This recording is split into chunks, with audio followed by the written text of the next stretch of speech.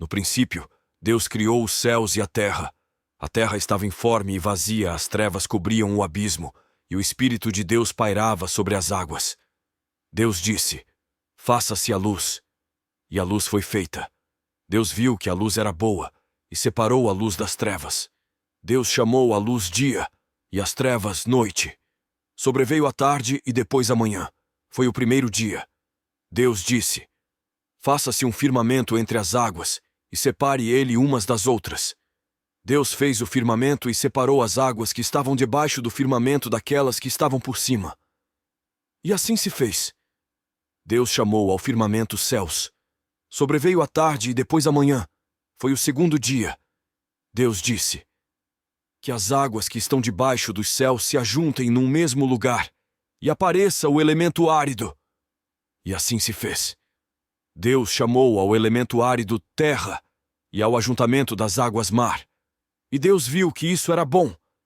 Deus disse: produza a terra plantas, ervas que contenham semente, e árvores frutíferas que deem fruto segundo a sua espécie, e o fruto contenha a sua semente. E assim foi feito.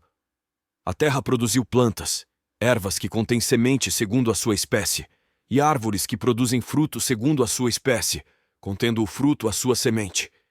E Deus viu que isso era bom. Sobreveio a tarde e depois a manhã. Foi o terceiro dia. Deus disse: façam-se luzeiros no firmamento dos céus, para separar o dia da noite, sirvam eles de sinais, e marquem o tempo, os dias e os anos, e resplandeçam no firmamento dos céus para iluminar a terra. E assim se fez.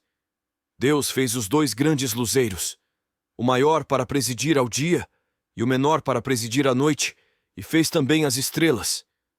Deus colocou-os no firmamento dos céus para que iluminassem a terra, presidissem ao dia e à noite, e separassem a luz das trevas. E Deus viu que isso era bom. Sobreveio a tarde e depois a manhã. Foi o quarto dia. Deus disse: pululem as águas de uma multidão de seres vivos, e voem aves sobre a terra, debaixo do firmamento dos céus.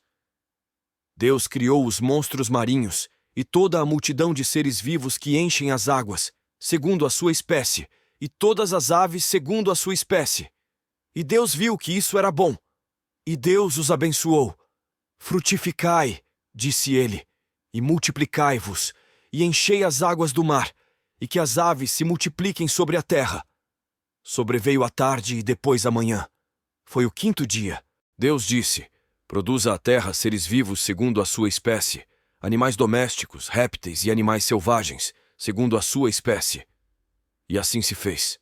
Deus fez os animais selvagens segundo a sua espécie, os animais domésticos igualmente, e da mesma forma todos os animais, que se arrastam sobre a terra. E Deus viu que isso era bom. Então Deus disse: façamos o homem à nossa imagem e semelhança, que ele reine sobre os peixes do mar, sobre as aves dos céus, sobre os animais domésticos e sobre toda a terra, e sobre todos os répteis que se arrastem sobre a terra. Deus criou o homem, à sua imagem criou-o, à imagem de Deus. Criou o homem e a mulher. Deus os abençoou. Frutificai, disse ele, e multiplicai-vos, enchei a terra e submetei-a. Dominai sobre os peixes do mar, sobre as aves dos céus, e sobre todos os animais que se arrastam sobre a terra. Deus disse: eis que eu vos dou toda a erva que dá semente sobre a terra, e todas as árvores frutíferas que contêm em si mesmas a sua semente, para que vos sirvam de alimento. E a todos os animais da terra, a todas as aves dos céus, a tudo o que se arrasta sobre a terra, e em que haja sopro de vida, eu dou toda a erva verde por alimento. E assim se fez. Deus contemplou toda a sua obra e viu que tudo era muito bom. Sobreveio a tarde e depois a manhã. Foi o sexto dia. No princípio, Deus criou os céus e a terra. A terra era sem forma e vazia. As trevas cobriam a face do abismo, e o Espírito de Deus pairava sobre as águas. A história da criação é uma narrativa poderosa que ecoa através dos séculos, descrevendo o ato magnífico pelo qual Deus deu origem ao universo. Mas sabemos que há camadas profundas de significado a serem exploradas. Ao contemplarmos a criação, somos levados a refletir sobre a magnitude do poder divino e a beleza intrínseca presente em cada detalhe. Cada palavra do Gênesis ecoa como um convite à admiração e à gratidão por esse ato grandioso. Hoje, gostaria de compartilhar uma parábola que ecoa os princípios da criação, nos convidando a refletir sobre a responsabilidade que temos como seres criados à imagem e semelhança de Deus. Em um reino distante, existia um jardim mágico conhecido como o Jardim das Possibilidades.